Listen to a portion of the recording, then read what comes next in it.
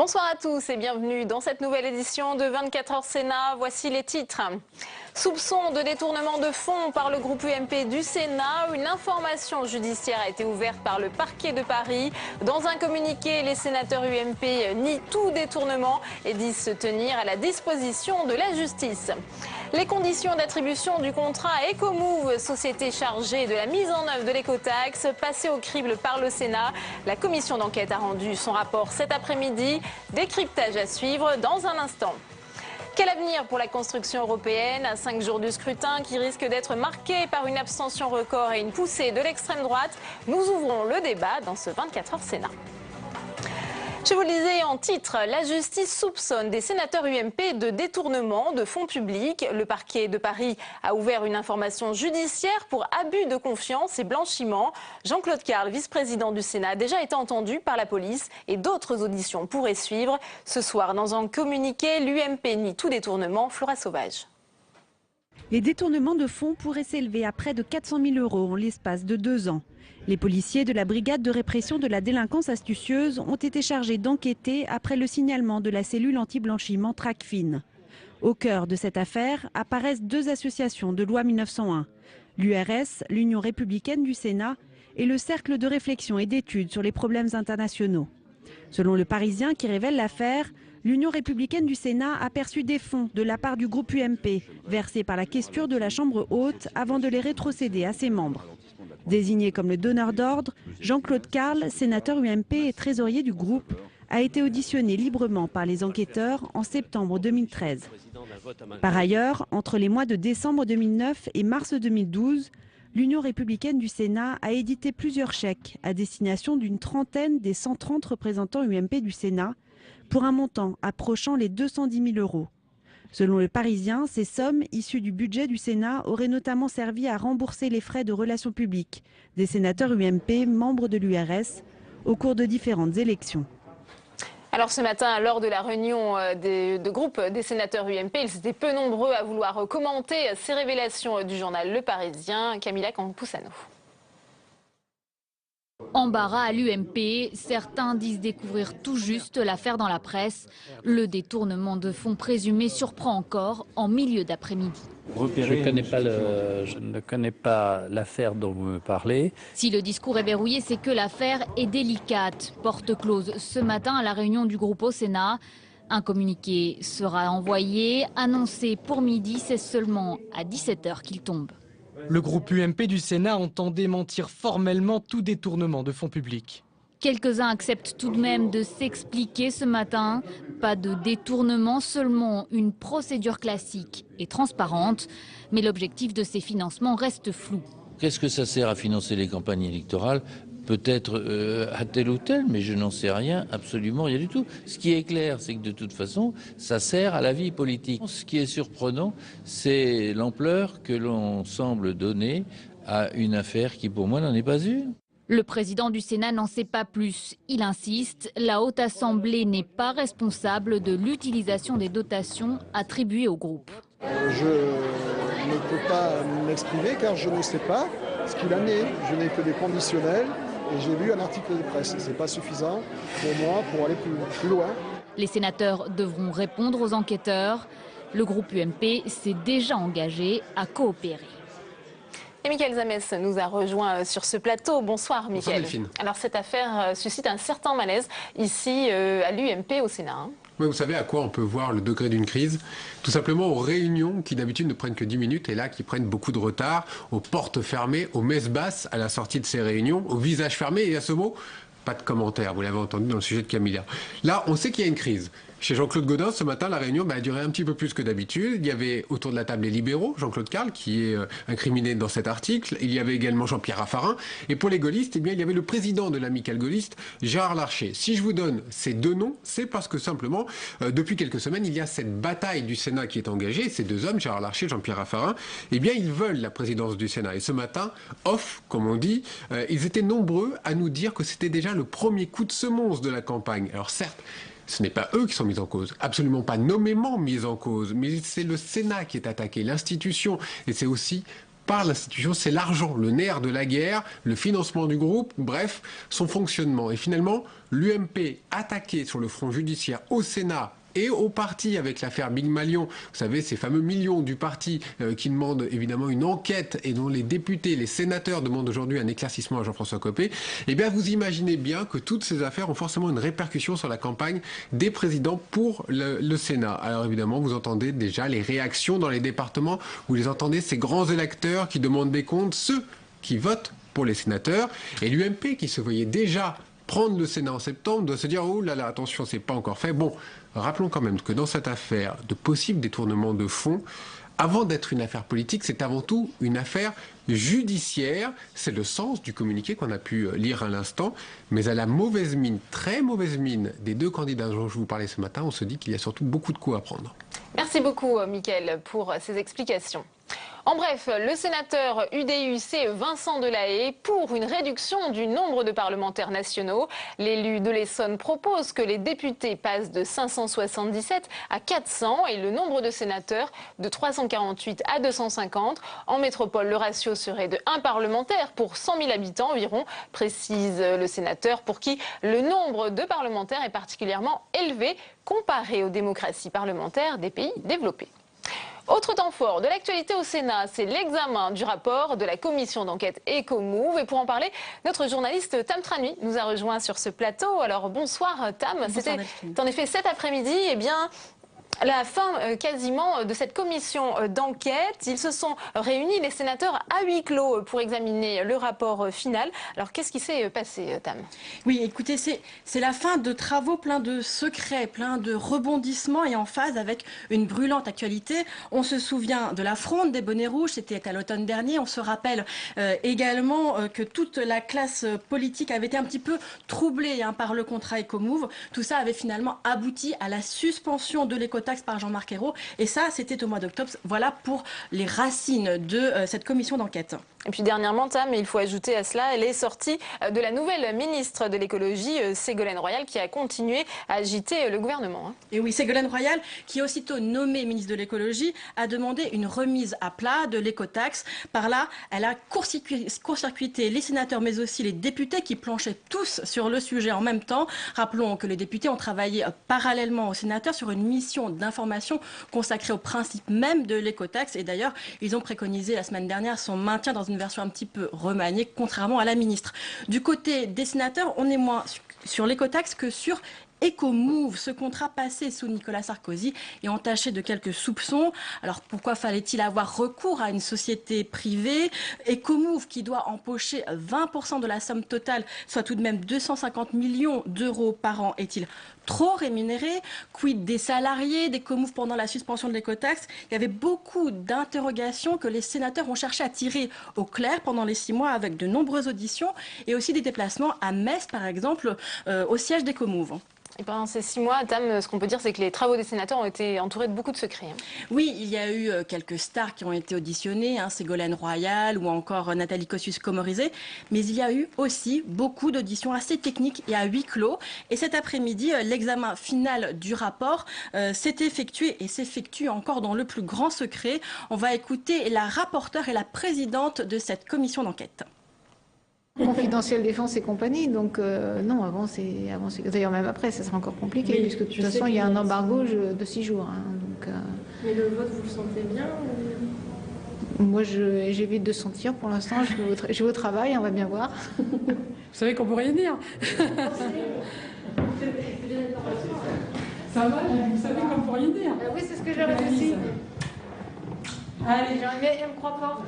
Non, il ne croit pas qu'on peut rien dire, mais vraiment on peut rien dire. On va essayer de le faire intelligemment. Oui, confidentiel défense, Virginie Claes exagère à peine parce que pendant 6 jours encore, il y a interdiction de dévoiler quoi que ce soit sur ce rapport, puisque le Sénat, qui peut être réuni en comité secret, peut décider de ne pas publier ce rapport et de le garder entièrement pour lui. Et ça ne rigole pas, si quelqu'un déroge à cette règle, la sanction peut aller jusqu'à 1 an de prison et 15 000 € d'amende. Merci beaucoup, Tam. En bref, Jean-Luc Moudenc, le nouveau maire UMP de Toulouse, a été élu président de l'Association des maires des grandes villes de France. Il succède ainsi à Michel Destot, ancien maire socialiste de Grenoble jusqu'au municipal de mars dernier, auquel il ne s'était pas représenté. Marielle de Sarnez, tête de liste UDI aux Européennes en Ile-de-France, était l'invitée de Preuve par 3 et elle rejette l'idée selon laquelle Bruxelles prend des décisions sans l'accord des États membres. On l'écoute. Pas une décision ne se prend à Bruxelles qui n'ait été validée par la France. Disons les choses en face. Parce que la théorie du bouc émissaire, c'est hyper simple, ça permet d'aller vite. Mais vous voyez, le traité transatlantique, si le gouvernement, si François Hollande, si le Parlement avait joué son rôle, eh ben, au fond, ils auraient sécurisé les Français, parce qu'ils auraient pris en compte les attentes des Français, les exigences des Français. Et c'était normal de le faire avant l'ouverture même des négociations. Et si vous souhaitez revoir cette émission dans son intégralité, elle sera rediffusée sur l'antenne de Public Sénat ce soir à partir de 22h45. Difficile pour les petits candidats d'exister dans cette campagne des Européennes. Elle aura été courte et suscite peu d'intérêt chez les Français.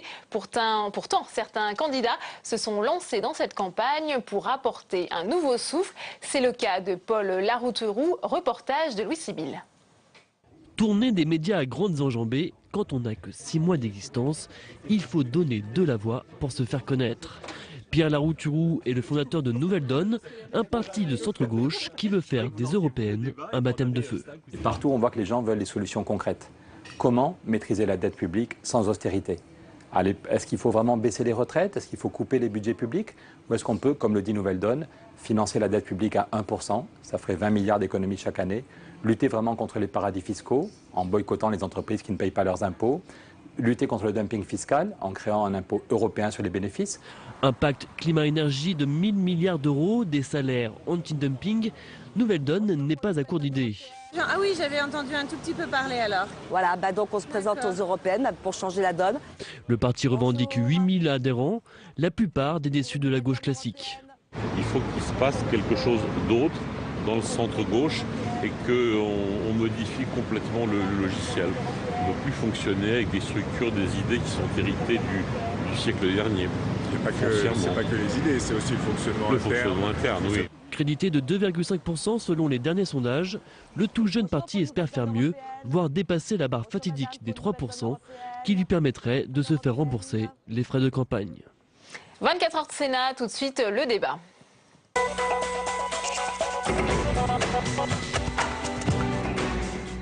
Et on ouvre le débat de ce 24 heures Sénat consacré aujourd'hui à l'avenir de la construction européenne avec nos invités sur ce plateau.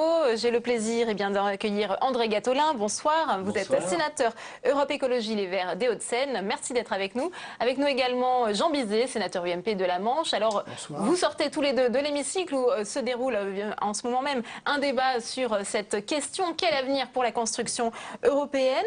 On a entendu beaucoup cet après-midi André Gattolin parler du déclin de l'Europe. Est-ce que vous partagez ce constat fait par certains sénateurs? C'est une situation relative et de ce point de vue-là, que ce soit d'un point de vue démographique, le poids de l'Europe dans la population mondiale ou du poids à venir de l'Europe, même si elle reste la première puissance économique au monde, son poids relatif va diminuer. Et puis, on sait qu'aujourd'hui, les différents pays qui la composent, notamment les 4 pays qui appartiennent au club du G8, dans 30 ans, ne pourront plus appartenir à ce club avec le développement de puissances émergentes. Donc l'Europe est vraisemblablement la meilleure solution si on veut conserver un poids de nos nations et de nos pays dans cet ensemble face à la concurrence et à la mondialisation. Jean Bizet, sur cette notion de déclin de l'Europe, c'est un diagnostic que vous partagez? Oui, l'analyse qu'en fait mon collègue M. Gattolin, je la partage. Et aujourd'hui, le discrédit que nos concitoyens portent sur l'Europe est aussi le discrédit du gouvernement actuel et de l'incapacité au niveau de l'État français de faire des réformes qui permettraient de mieux appréhender l'Europe. Mais aujourd'hui, nos concitoyens sont inquiets, préoccupés et quoi qu'on leur demande, toute consultation électorale va se traduire soit par de l'abstention, soit par des refus.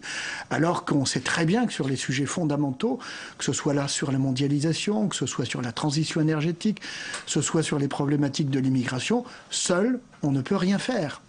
Et cela, il faut que nos concitoyens le comprennent bien.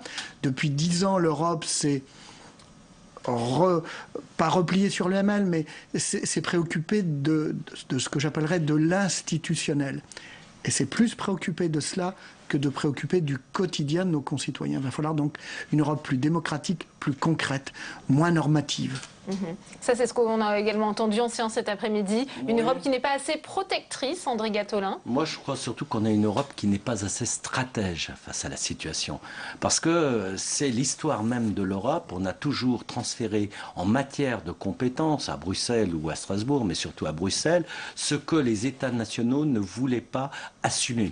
Ça a été la réforme de la PAC, parce que notamment le gouvernement français, après le mouvement poujadiste, n'avait surtout pas envie de se coltiner la réorganisation du monde agricole. Donc on a dit c'est à l'Europe de le faire. Donc on a finalement laissé l'Europe dans les chantiers difficiles et on n'a pas de vision. Aujourd'hui, il n'y a pas de politique industrielle de l'Europe à un moment où il y a un saut, une révolution technologique qui se produit. D'où le fait que les grandes entreprises du numérique sont américaines, alors que quand on regarde dans les compétences, dans les savoir-faire, eh bien, il y a un rapport récent de Tariq Krim, le fondateur de NetVibes, qui a été remis à l'ancienne ministre de l'économie numérique, qui montre qu'en gros, les programmeurs, les développeurs français ont dû faire à peu près 20% des grands programmes fondamentaux d'Internet, des protocoles HTTP ou autres. Mais ces gens-là ne sont pas en France parce que, au-delà de la capacité d'innovation, et on a une très bonne recherche au niveau européen, nous n'avons pas les soutiens sectoriels. Parce que nous avons mis en place des politiques ultra concurrentielles, et alors que les États-Unis, le Canada, les pays asiatiques aujourd'hui font leur localisation, leur relocalisation industrielle sur la base de crédits d'impôt sectoriel qu'on s'interdit.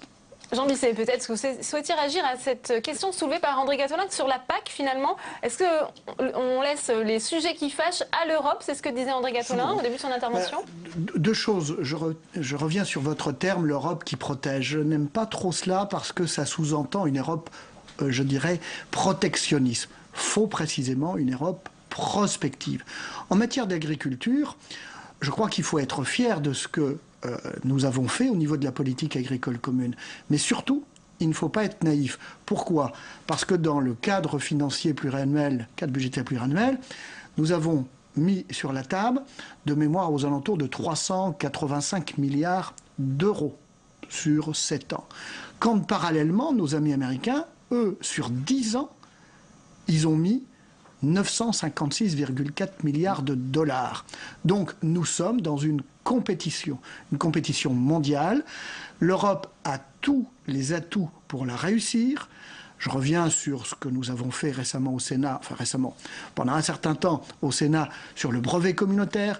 Nous avons un brevet communautaire, nous avons une politique de recherche qu'il faudrait redimensionner, mais surtout, bien être conscient que l'Europe, la préférence communautaire, ça n'existe plus depuis le traité de Rome. Ce sont des pointillés. Bon, il faut une Europe agressive, volontariste.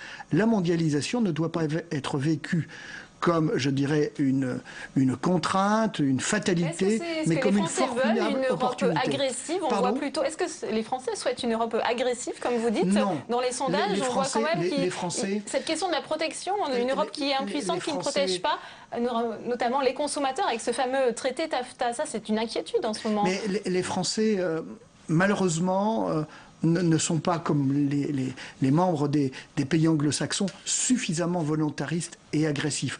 La nouvelle génération, oui, on voit un certain nombre de jeunes qui malheureusement quittent notre pays, vont en Angleterre, vont aux États-Unis. Je crois qu'il faut véritablement que nos concitoyens prennent conscience que le monde, il se gagne et l'Europe a tous les atouts pour cela. Surtout pas une Europe protectrice, une Europe conquérante. Alors André Gattolin, sur ce point, est-ce que vous êtes d'accord avec Jean Bizet? Il dit pas une Europe protectrice. Pourtant, en parlant de ce fameux traité qui est devenu un peu l'épouvantail dans cette campagne et qui donne pas mal d'armes aux eurosceptiques. La vraie question du traité transatlantique, c'est quels sont les termes d'un partenariat. Tout ça est né de la volonté de développer des accords bilatéraux après l'échec dans les années 2000 de ce qu'on appelait le cycle de Doha, c'est-à-dire les négociations de l'Organisation mondiale du commerce. C'est-à-dire au lieu de discuter tous ensemble des normes, de la manière dont on organise les marchés, aujourd'hui, ça se fait par binôme. Et il y a toujours un rapport de force qui est plus ou moins délicat. Le fait que les États-Unis et l'Union européenne se rapprochent, ça répond à un objectif stratégique que moi, sur le fond, j'approuve, c'est la montée en puissance de la Chine, et on a intérêt à ce que des États démocratiques s'associent et travaillent ensemble. Simplement, la manière dont c'est négocié, c'est ce que je disais tout à l'heure, si on n'a pas de politique industrielle, nous avions avant des barrières douanières à l'extérieur de l'Europe, c'est ce qui d'ailleurs fournissait les ressources propres de l'Europe, les droits de douane. On les a diminuer, voire supprimer, sans se doter d'une organisation économique supranationale, industrielle, stratégique, visionnaire, pour répondre aux défis de l'époque. Et donc on se retrouve aujourd'hui dans une situation très difficile dans un rapport de négociation avec les États-Unis. Alors la difficulté est par ailleurs qu'on confie ce mandat exclusif à la Commission européenne et au commissaire au commerce. Les États, les parlementaires nationaux sont très peu informés. Par ailleurs, les États-Unis savent la moindre dissonance qu'il y a entre deux ministres français avec les échos du NSA. Sont consultés sur ces négociations qui ont repris hier. C'est une compétence exclusive de l'Union. Donc, c'est le rôle uniquement du commissaire. Ceci dit, je suis tout à fait d'accord. Regardez comment cela fonctionne dans les pays d'Europe du Nord. Il y a un échange entre les parlementaires et les ministres en charge du commerce extérieur pour affiner le mandat précisément qui sera confié au commissaire. Chez nous, il n'y en a pas.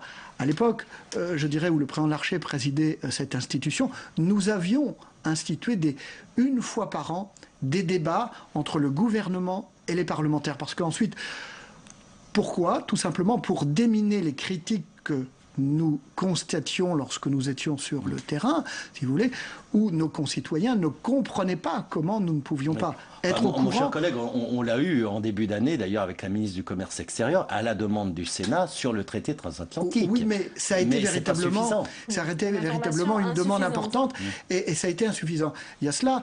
Moi, je crois qu'il ne faut pas, a priori, avoir peur de ce traité. C'est tout à fait vrai qu'il vaut mieux préférer le multilatéralisme au bilatéralisme, mais cette négociation, elle va durer 3 ou 4 ans. Ouais. Et c'est plus, si vous voulez, sur des normes, des modalités, que sur des taux, je dirais, de douane. Et puis, il faut dire une chose, faisons très attention, parce que les Américains sont d'une habileté redoutable, à ce qu'ils sont en train de négocier, puisque vous avez parlé tout à l'heure de la PAC, avec le Japon, avec l'Asie, parce que sur un dossier qui est fondamental et qui correspond aux sensibilités de la population française et des consommateurs français, sur ce qu'on appelle les indicateurs géographiques de provenance, qui a beaucoup moins d'acuité dans les pays d'Asie, ils sont en train d'obtenir un accord sur ce plan. Et à partir du moment où ils l'auraient obtenu, hypothèse d'école, ils exigeront que cela fasse jurisprudence sur le plan du relationnel Europe-États-Unis.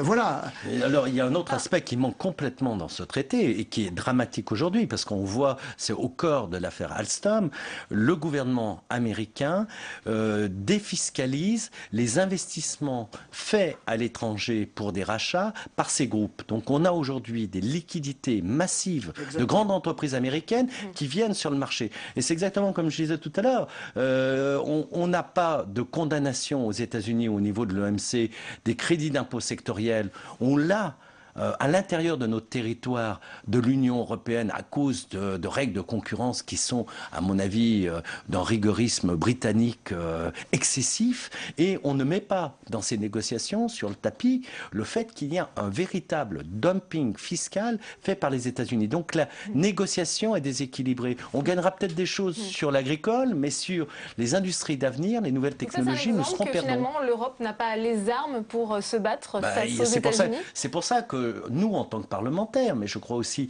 les citoyens, doivent demander à ce que... Parce que ce n'est pas l'Europe, c'est les gouvernements nationaux qui, à un moment, décident dans le Conseil européen. La Commission, elle ne fait que suivre, exécuter, globalement, les volontés des chefs d'État européens. Il faudrait qu'à un moment, ils se mobilisent. Le débat va bientôt toucher à sa fin. Il y aura forcément un avertissement aussi au lendemain de ce scrutin, dimanche 25, avec, on prédit, plus de 60% d'abstention et une poussée des extrêmes. Alors, quelles sont les orientations que doit prendre l'Union européenne pour être peut-être plus démocratique, plus lisible, plus efficace? C'est ce que vous avez dit en séance, André Gattolin. Écoutez, déjà, il y a une orientation, à savoir que le parti qui gagnera globalement sur l'ensemble des 28 États membres cette élection, doit pouvoir conditionner le choix du futur président de la Commission. Ça, c'est un point. On est d'accord là-dessus. Voilà. Et puis, il y a un autre point sur lequel, malheureusement, je crains que nous ne soyons pas d'accord.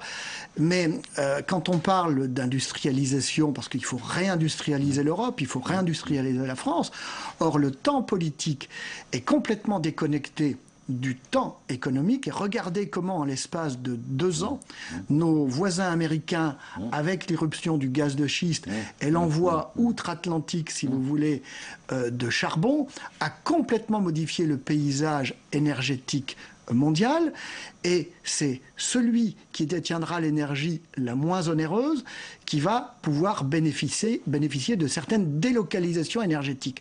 Et là encore, l'Europe doit véritablement mettre en place une Europe de l'énergie. Sinon, eh bien, encore une fois, les Américains, sur ce plan-là, gagneront des parts de marché par rapport à l'Europe. Rapidement, parce qu'on n'a plus beaucoup de temps. Oui, non, après, on n'est pas d'accord sur les méthodes, mais qu'il y ait une Europe de l'énergie, oui, qu'elle soit couplée au climat, parce que j'entends cela, excusez-moi, de l'UMP, mais je l'entends des socialistes aujourd'hui qui parlent d'une Europe de l'énergie alors qu'il y a un plan climat-énergie. Il faut savoir si ce plan est efficace. Il faut absolument les coupler. Merci à tous les deux. Merci à tous les deux d'avoir été les invités de ce 24 heures Sénat.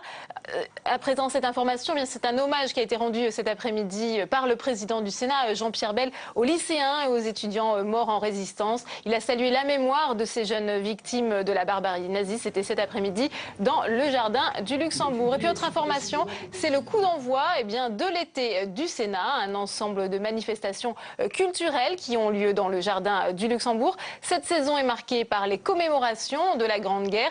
2 expositions photographiques lui sont consacrées, ainsi que la présentation d'un planisphère dans le jardin qui permet de visualiser en un coup d'œil toute l'internationalisation de ce conflit. On écoute à ce propos Christiane de Montes, la vice-présidente socialiste du Sénat. L'accent qui a été donné sur cet été au Sénat 2014 est porté à la fois sur la Grande Guerre. Ce centenaire de la guerre de 14-18 est un temps fort qui a été voulu par l'État, avec les collectivités locales, avec tout le monde. Et il est bien normal que le Sénat s'associe à cette grande manifestation. Grande manifestation pas pour le souvenir seulement, mais pour aussi se dire plus jamais ça. C'est la fin de cette édition. Merci à vous de l'avoir suivi. À 22 h, Sonia Mabrouk. Bonne soirée et à demain.